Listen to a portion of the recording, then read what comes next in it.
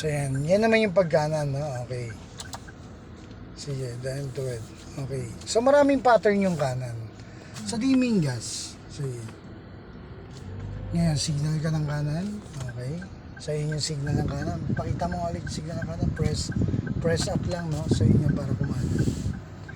Okay. Sige, then, anong dapat tapak pag liligo? Nasa brake.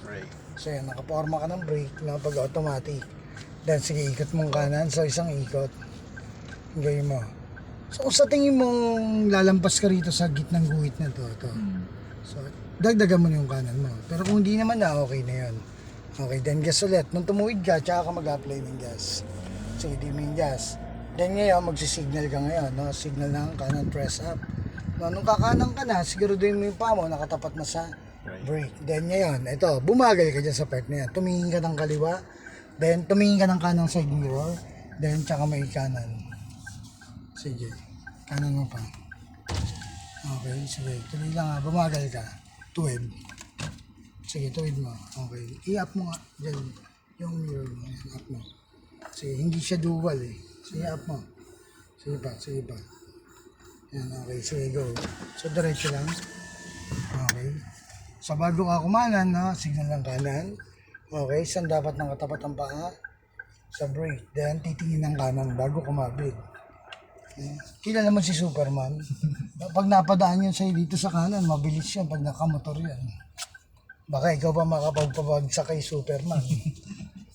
Okay, so dimming gas. Okay.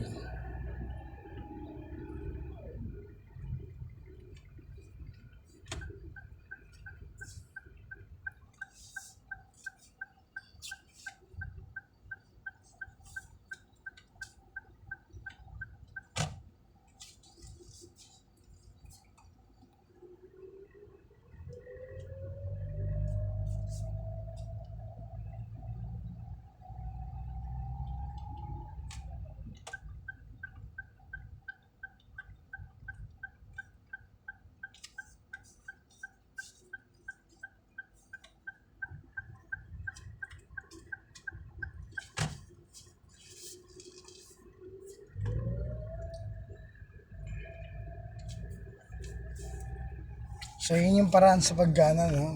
Okay. So, magagas lang pag tumuwid, then dyan sa part na yan, biglang babagal. Gawin mo yung pinakamabagal naman. Ayan, kanan mo. Bagalan mo. Sasagad mo yung manuela niyan. Dalawang ikot yan. Ganyan ang kanan. Then, tuwid mo, bawas na isa. Isa pa, isa pa. So, yun. So, ulitin mo yung mabagal, ha? Medyo mahirap yung sa mabagal na. Mahirap na sa mabagal, hindi sa mabilis. Sige. Isang ikot na sa mabilis. So, gawin mo sa mabagal, ha? So, gawin mo yung pinakamabagal. Ngayon pa lang bumagal ka na. Tingin ng kanan side mirror. Maintain mo yan. So, isang ikot ng kanan. Okay. Sige, then. Yan. Ito kasi pag lumampas yung mirror mo, sasagad mo. Bagalan mo pa. Pag lampas yung mirror mo sa gutter, sagad mong kanan. Yan, sagad mo. Okay, then. Sige. Bumawas ka ng isa. Nung tumuwid, tuwid mo na. So, kumbaga, yan yung pag malapit ka rito sa kanan. No? Yan. So, yung makikita mo naman sa kanan yung distance mo. No? Yan ha. So, kung ano yung distansya mo dyan sa kanan, yan din sa harapan. Okay, sige guys.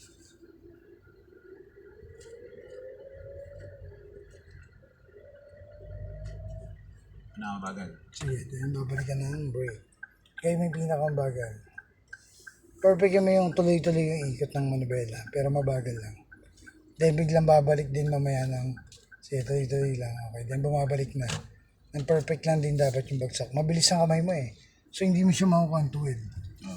Kasi masyado mabilis yung kamay mo. So unawain mo siya sa bagal ng pihit ng manubela. So kombinasyon yan eh, no? So nagtatrabaho yung paa mo, nagtatrabaho yung kamay. Pero utak mo yung kokontrol niyan para bumalanse yan. Sige. Kumanang ka, then yan ang mga galaw. Tama na yan. Okay, then pinakamabagal na balik ng manubela. So ganyan lang dapat ang pihit. Para smooth lang. Then konting Yan ngiti. yung smooth, no? Oo, yung tipong pag sumakay sa yung mga pasahero mo, pag sigurado magagalit sa yung misis mo. Pag na-impress sa pagmamaneho mo yung mga pasahero mo. Lagot ka. Sabihin, pakyut ka pa mag-drive ha. Ha? Masyado kang pakyut mag-drive ha. Pinakikita mo pa talaga yung mga kat-kat ng braso mo ha. Sabi niya gano'n ha.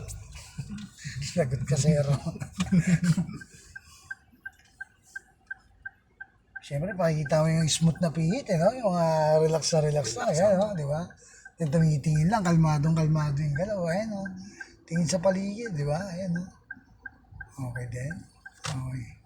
O, pag mo natutuwid, dapat tutuwid mo yan. Yung pinaka-point na tuwid ng logo, dito sa part na yan.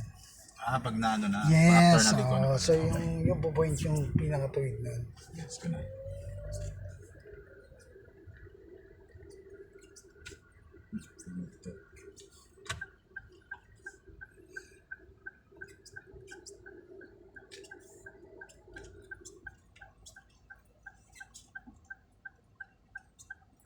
Sige, kanan ba? Bawas. Okay, then. Yun. O, di ba?